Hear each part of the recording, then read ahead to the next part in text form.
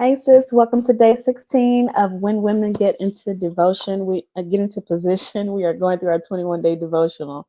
Right heart posture for the right posture for a righteous purpose. And when we talk about posture, we're talking about our heart.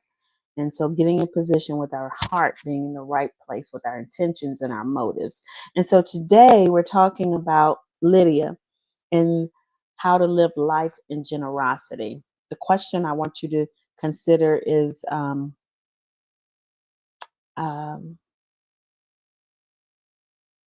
how can you encourage have a heart posture for inviting and welcoming, have a generous behavior.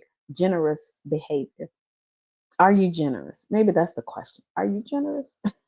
Let's make it easy. Are you generous? And I don't just mean in money, but are you generous? So let's read the scripture text because it's a short text. I'm gonna read it. Sometimes when the texts are really long, I give you several, and some of the days there are several texts I want you to read.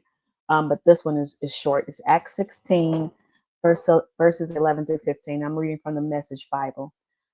Um, Here it is. Putting out from the harbor at Troas, we made a straight run for Samothrace. The next day, we tied up at New City and walked from there to Philippi, the main city in that part of Macedonia, and even more importantly, a Roman colony. We lingered there several days.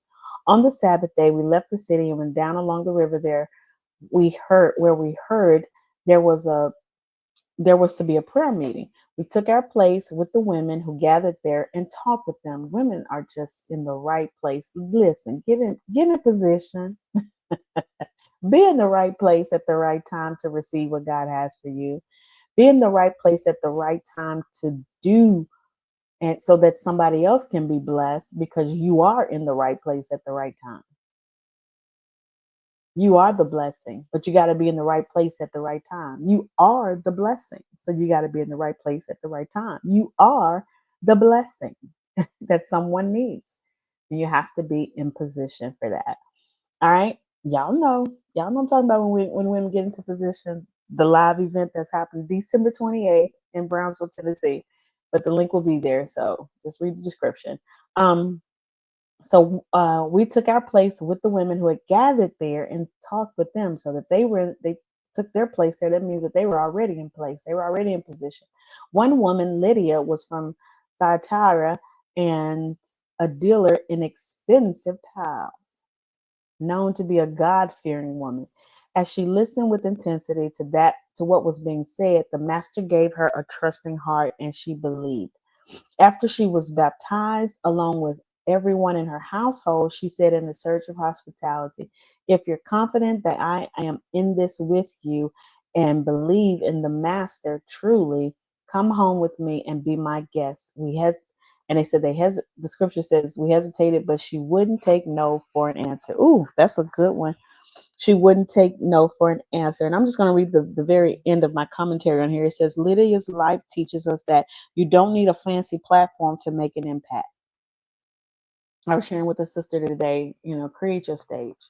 You have a voice, a powerful voice, and a powerful message. And so here's the thing: we both were talking. I'll probably share this. Well, if you're on day 16 and listening to this, we've already had the master class. But I know I plan to share this in the master class this Saturday. So I'm recording this previously before day 16. um, so one of the things we share with each other is that we don't like the sound of our voices. I don't like the way I look on camera most times. I really don't. I don't like it. I like me though. I like me, and so and I don't know how this fit in, but it's like knowing your place, being in place. To me, that's what it's about. Being in place. You don't need a fancy platform to make impact. You just need to open your mouth. You need to just build the business. You need to just write the book. The book may be your voice. Um, you need to and I don't really like to tell people what they need to, so I encourage you to do what's on your heart to do. Lydia was a woman who sold expensive tiles. You can sell something expensive because it's of value to someone. um, I was thinking about crocheting and how my friend's mother taught us how to crochet at a young age, you know, and I just so enjoyed it. I was making some of everything through that little crochet kit that she got us. And my mother just kept buying me stuff so I can crochet because I enjoy crocheting.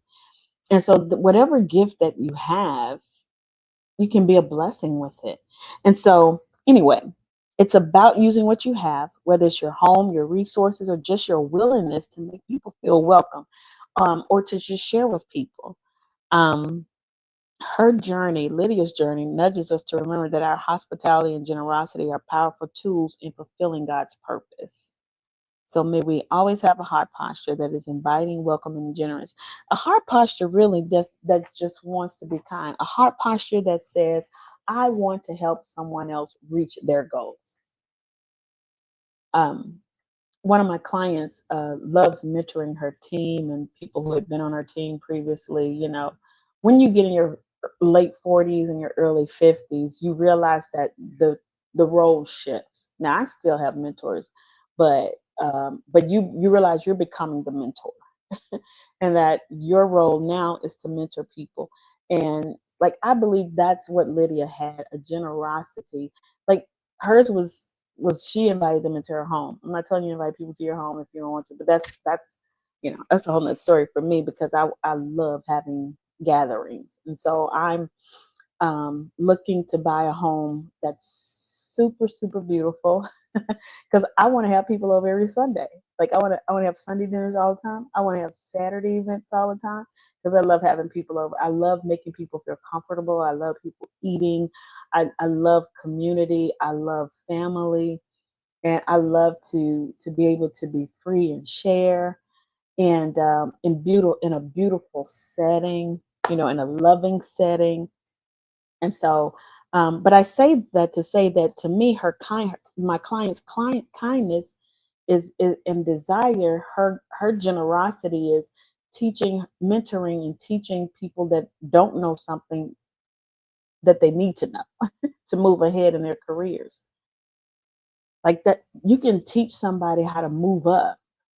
Maybe you could be a career coach. I don't know, but like being able to help somebody get there faster because they're learning lessons you learned along the way, and so that puts them ahead, so they're becoming wiser because of your wisdom that you're sharing.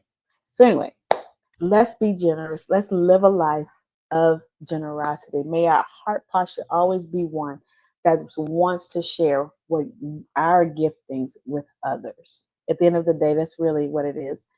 Whatever you're gifted, share it with others. Share it with others. Be an expression of God's goodness in the earth. Day 16. I'll see y'all tomorrow for day 17. God bless.